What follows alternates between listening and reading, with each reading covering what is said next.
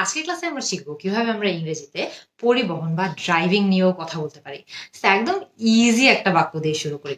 এই বাক্যটার মাধ্যমে আপনি প্রকাশ করতে চাইবেন যে আপনি কোন যানবাহনটা সবচেয়ে বেশি ইউজ করেন বা সবচেয়ে বেশি ব্যবহার করেন। কিভাবে? I mostly use dash to get around. I mostly use public transport to get around. আপনি যদি বেশিরভাগ সময় পাবলিক ট্রান্সপোর্ট ইউজ করে থাকেন তাহলে আপনি এটা বলবেন যে I mostly use public transport to get around. হয়তো বা আপনি বেশিরভাগ সময় নিজের গাড়ি ইউজ করেন, কি বলতে পারেন? I mostly use my car to get around. হয়তো বা আপনি বাইসাইকেল ইউজ করেন, কিভাবে বলতে পারেন? I mostly use my bicycle to get around. So খেয়াল করে দেখবেন যে আপনি বেশিরভাগ সময় যেই যানবাহনটা ব্যবহার করবেন সেটার কথা আপনি ড্যাশে বসিয়ে দিবেন, বাক্যের বাকি সবগুলো শব্দ কিন্তু অ্যাজ অলওয়েজ সেম থাকবে। সো পুরো স্ট্রাকচারটা সেম থাকছে, আমি জাস্ট মাঝখানে আমি যেটা ইউজ করি বা আপনি যেটা ইউজ করেন সেই যানবাহনের কথাটা মাঝখানে সেই ব্ল্যাঙ্কটাতে বসিয়ে দিবেন। এরপরে আপনি কি বলতে পারেন? এরপরে আপনি হয়তো বা এটা বলতে চান যে আপনি মাঝে মধ্যে কোন যানবাহনটা ব্যবহার করেন, কিভাবে বলতে পারেন? Sometimes I might use a dash. Sometimes I might use a train. যে মাঝে মধ্যে আমি হয়তো বা একটা ট্রেন ব্যবহার করতে পারি বা ট্রেনের মাধ্যমে যাওয়া আসা করতে পারি। Sometimes I might use a plane. যে মাঝে মধ্যে আমি হয়তো বা প্লেন ইউজ করে যাওয়া আসা করতে পারি। সো আপনি মাঝে মধ্যে যেই যানবাহনটা ব্যবহার করেন বা যেই ট্রান্সপোর্টেশনটা ব্যবহার করেন সেটার কথা কিন্তু এখানে বসিয়ে দিলেই হচ্ছে। এরপর আপনি হয়তো বা এমন একটা ট্রান্সপোর্টেশনের কথা বলতে চান বা যানবাহনের কথা বলতে চান যেটা আপনি খুব বেশি ব্যবহার করেন না। সেটা কিভাবে বলতে পারেন? I don't dash often. I don't drive often.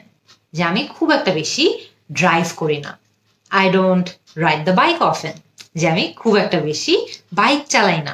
So খেয়াল করে দেখবেন আপনি যে যানবাহনটা বা ট্রান্সপোর্টেশনটা খুব একটা বেশি বা তেমন একটা বেশি ইউজ করেন না সেটার কথা কিন্তু ব্ল্যাঙ্কে বসিয়ে দিলে হচ্ছে বাক্যের বাকি পুরোটা অংশ কিন্তু আমাদের সেম থাকছে।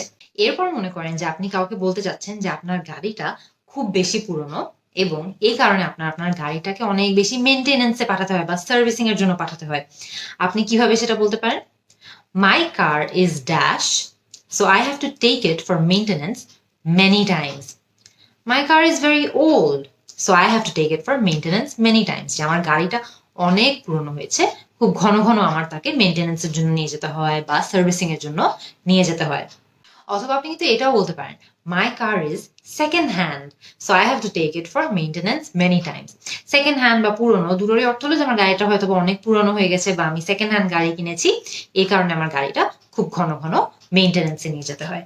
এরপর মনে করেন আপনি কাউকে বলতে চাচ্ছেন যে আপনি কোনো একটা জায়গায় অনেকক্ষণ ধরে ট্রাফিকে আটকা, কিভাবে বলতে পারেন? We were dash in traffic near green road. ধরে নিলাম আমি গ্রিন রোডে অনেক জ্যামে আটকে আছি, কিভাবে বলতে পারি? We were stuck in traffic near Green Road. অথবা আমি এটাও বলতে পারি we were caught in traffic near Green Road. Stuck বলা বা কট বলা দুটোরই অর্থ হলো যে আমি অনেক বেশি জ্যামে আটকে ছিলাম গ্রিন রোডে এবং সেই কারণে হয়তো আমার লেট হয়েছে বা সেই কারণে আমি হয়তো যেতে পারিনি। ওগুলো আমরা পরে বলবো, বাট আমরা যদি জাস্ট বলতে চাই যে আমরা জ্যামে আটকে ছিলাম, কিভাবে বলতে পারি?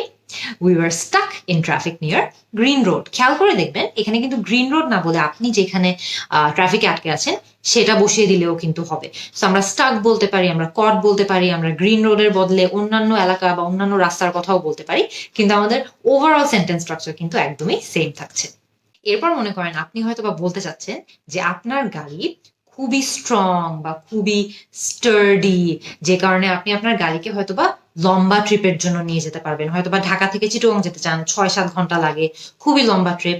সব গাড়িতে কিন্তু পসিবল না, কিন্তু আপনার গাড়িতে পসিবল। কিভাবে বলতে পারেন?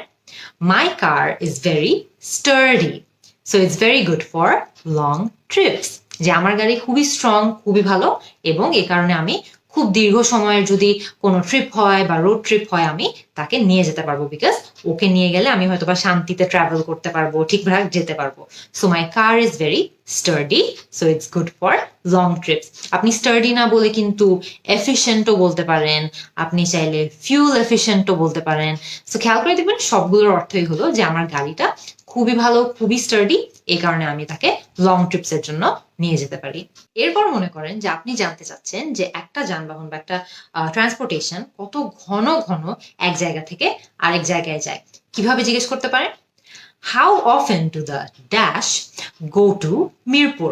ধরে নিলাম আপনি মিরপুরে কত ঘন ঘন যায় সেটা জানতে চাচ্ছেন। How often do the buses go to Mirpur, যে বাসগুলো কত ঘন ঘন মিরপুরে যায়। How often do the trains go to Mirpur, যদিও ট্রেন যাচ্ছে না, বাট ধরে নিলাম যদি যেত তাহলে কিন্তু আপনি ট্রেনের কথাও জিজ্ঞেস করতে পারবেন। সো খেয়াল করে দেখবেন এখানে কিন্তু মিরপুরের বদলে আপনি যেই জায়গায় ঘন ঘন কোনো একটা যানবাহন যায় নাকি বা ট্রান্সপোর্টেশন যায় নাকি জানতে চাচ্ছেন, সেই জায়গার নামটা কিন্তু মিরপুরের বদলে ইউজ করলে হবে বা মিরপুরের জায়গায় বসিয়ে দিলে হবে। আর যেই ড্যাশের কথা আমরা বললাম যে how often to the dash গরু মিরপুর, এই ড্যাশে কিন্তু আপনি যেই যানবাহন সম্পর্কে জানতে চাচ্ছেন সেটার কথা বসিয়ে দিবেন। সেটা বাস হতে পারে, ট্রেন হতে পারে, হয়তো বা গাড়ি সম্পর্কে জানতে চাচ্ছেন সেটা হতে পারে।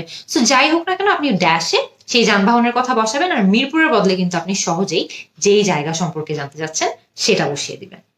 আজকে কিন্তু খুব ইজি একটা ক্লাসের মাধ্যমে আমরা শিখে ফেললাম যে কিভাবে খুব সহজে ইংরেজিতে আমরা যানবাহন নিয়ে কথা বলতে পারি, ট্রান্সপোর্টেশন নিয়ে কথা বলতে পারি এবং ড্রাইভিং নিয়েও কথা বলতে পারি। আপনারা আমাকে কমেন্ট সেকশনে জানান যে ড্রাইভিং নিয়ে বা ট্রান্সপোর্টেশন নিয়ে আর কি কি ধরনের ইংরেজি বাক্য আপনাদের ডেইলি লাইফে ইউজ করা লাগে। আমি কিন্তু আপনাদের অ্যান্সারের অপেক্ষায় থাকবো। See you in the next class.